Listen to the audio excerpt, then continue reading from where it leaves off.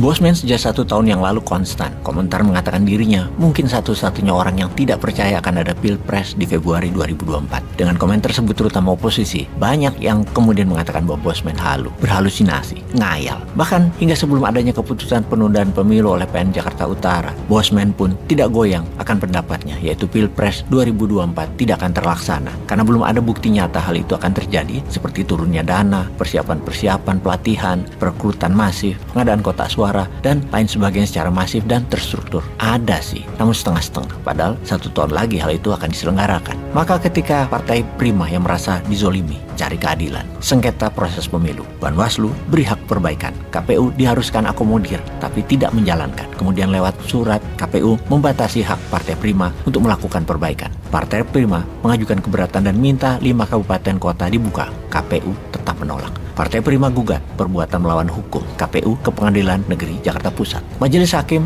Pengadilan Negeri Jakarta Pusat memenangkan Partai Prima. KPU dinyatakan bersalah.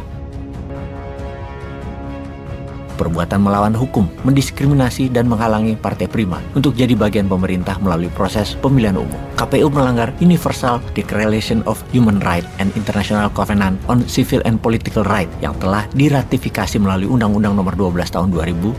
Pengadilan Negeri Jakarta Pusat memerintahkan KPU tidak melaksanakan sisa tahapan pemilu 2024 selama 2 tahun 4 bulan 7 hari. Apakah benar akhirnya tidak jadi Pilpres 2024? Ini pertanyaan untuk mengkonfirmasi. Kita lihat perkembangan selanjutnya di mana ada 2 hal mendukung gejala-gejala tidak adanya Pilpres 2024. Pertama, Mahkamah Agung dikatakan mendukung keputusan PN Jakarta Pusat, dan kedua, Istana juga meminta publik menghormati keputusan PN Jakarta Pusat. Wis, cocok ini, saling menguatkan. Lalu step berikutnya adalah MPR. Kalau mau menjalankan perintah pengadilan menunda pemilu, akan menyiapkan pejabat sementara atau acting presiden. Kita semua tahu masa jabatan Presiden Jokowi habis sesuai jadwal. MPR bisa melantik acting presiden alias pejabat presiden. Acting presiden artinya seseorang dipercaya untuk mengisi kekosongan ketika jabatan resmi belum terpilih, sehingga jabatan tersebut kosong, seperti misalnya masalah penyakit, kecelakaan, dipecat, ada masalah kesehatan, atau jabatan politik habis. Namun penggantinya belum ada. MPR bisa melantik siapa saja sebagai pejabat presiden. Bisa Ma'ruf Amin, Mahfud MD, Erick Thohir, Surya Paloh, bahkan Bosman juga bisa. Namun kali ini dapat dipastikan Pak Jokowi adalah pilihan terbaik, dengan acting vice president atau pejabat wakil presidennya adalah kemungkinan besar Pak Prabowo atau Mbak Puan.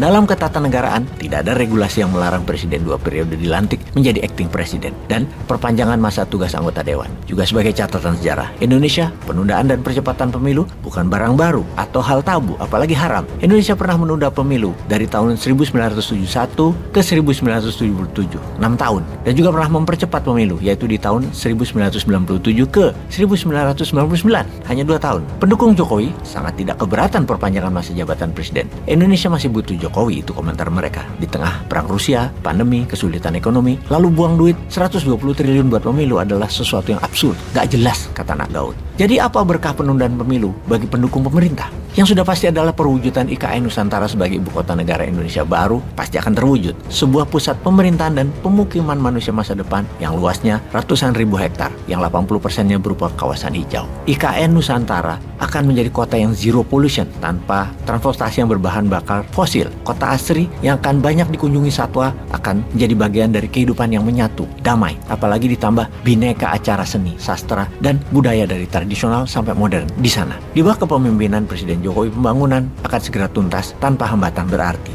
Memang hanya Jokowi yang bisa menyelesaikan berkat perpanjangan waktu dan menjabat sebagai acting presiden. Warga Kalimantan akan sangat bangga dan dapat manfaat yang besar. Wilayahnya muncul sebuah kota yang paling canggih di dunia. Kebalikannya, kalau sampai presiden baru, maka IKN Nusantara akan terancam mangkrak dan malah batal, yang justru akan membuat bibit-bibit disintegrasi. Demikian suara pendukung penundaan pemilu 2024. Kalau menurut sahabat bagaimana? Coba tulis di kolom komentar. Peace.